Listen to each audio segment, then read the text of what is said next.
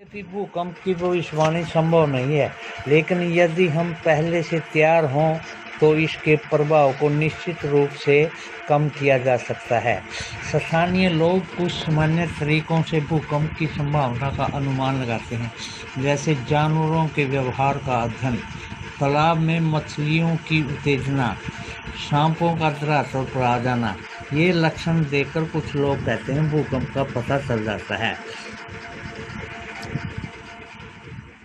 मुख्य स्थलाकृतियाँ अपक्षय एवं अपरदन नामक दो प्रक्रमों द्वारा दृश्य भूमि लगातार विघटित होती रहती है। पृथ्वी की सतह पर शैलों के टूटने से अपक्षय की क्रिया होती है। भूदृश्य पर जल, पवन एवं हिम जैसे विभिन्न घटकों के द्वारा होने वाले अक्षय को अपरदन कहते हैं। वायु, जल आदि अपरदित पदार्थ को एक स्थान से दूसरे स्थान पर ले जाते हैं और फलस्वरूप एक स्थान पर निक्षेपित करते हैं। और अपरदन एवं निक्षेपण के ये प्रक्रम पृथ्वी के धरातल पर विभिन्न सफल आकृतियों का निर्माण करते हैं। के कार्य नदी के जल से दृश्य भूमि का अपरदन होता है। जब नदी किसी गड्ढे ढाल वाले स्थान से अत्यधिक कठोर शैल या खड़े ढाल वाली घाटी में गिरती है तो यह जल प्रपात बनाती है। जब नदी मैदानी क्षेत्र में प्रवेश करती है तो वह मोड़दार मार्ग पर बहने लगती है और नदी के इन्हीं बड़े मोड़ों को विसर्प कहते हैं। इसके बाद विसर्प के किनारों पर लगातार अपरदन एवं निक्षेपण शुरू हो जाता है।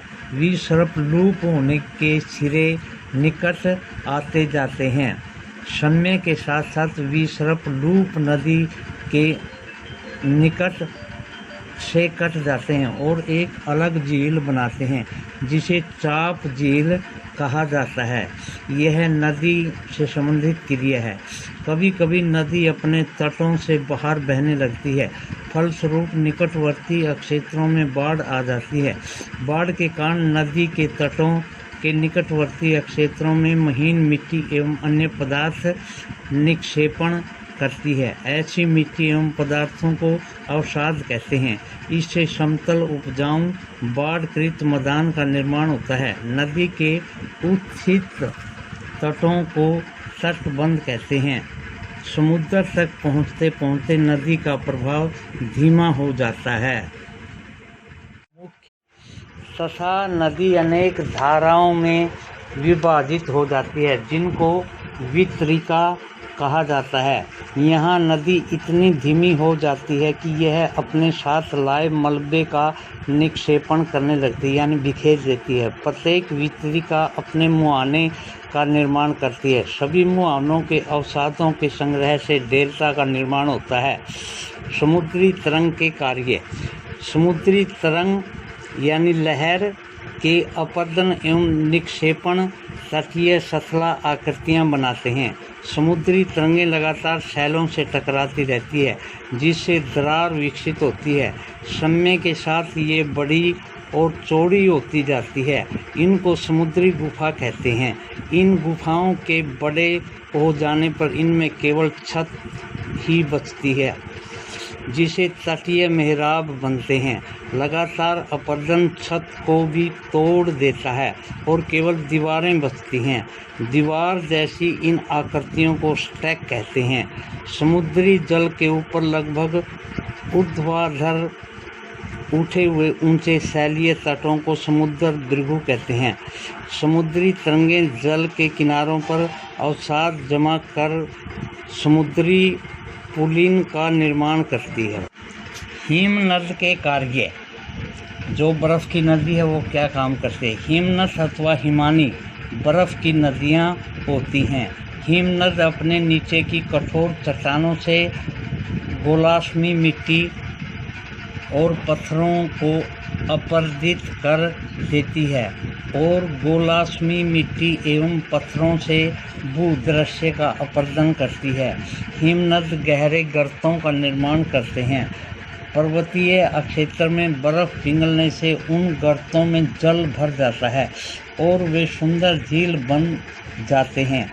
हिमनद के द्वारा लाए गए पदार्थ जैसे छोटे बड़े शैल, रेत एवं तलछट मिट्टी निक्षेपित होते हैं, यानी जमा कर देते हैं। ये निक्षेप हिमनद हिमोड का निर्माण करते हैं। पवन के क्या कार्य हैं, इसके बारे में हम पढ़ेंगे। क्या आपने कभी रेगिस्तान देखा है? बालू टिब्बे के कुछ चित्र इकट्ठे करने का प्रयास कीजिए। रेगिस्तान में पवन अपरदन एवं निक्षेपण का प्रमुख कारक है। रेगिस्तान में आप छत्रक के आकार के शैल देख सकते हैं, जिन्हें सामान्यतः छत्रक शैल कहते हैं। पवन शैल के ऊपरी भाग की अपेक्षा निचले भाग को आसानी से काटती है, इसलिए ऐसी शैल के आधार पर संकीर्ण एवं शीर्ष विस्तृत होते हैं। पवन चलने पर यह अपने साथ रेत को एक स्थान से दूसरे स्थान पर पहुंचाती है। जब पवन का बहाव रुकता है तो यह रेत गिरकर छोटी पहाड़ी बनाती है, जिसको बालू का टिब्बा कहते हैं। जब बालू कण महीन एवं हल्के होते हैं तो वायु उनको उठाकर अत्यधिक दूर ले जाती है। जब ये बालू के कण विस्तृत क्षेत्र में निक्षेपित हो जाते हैं तो हमें लोएस कहते हैं। चीन में विशाल लोएस निक्षेप पाए जाते हैं। पवन के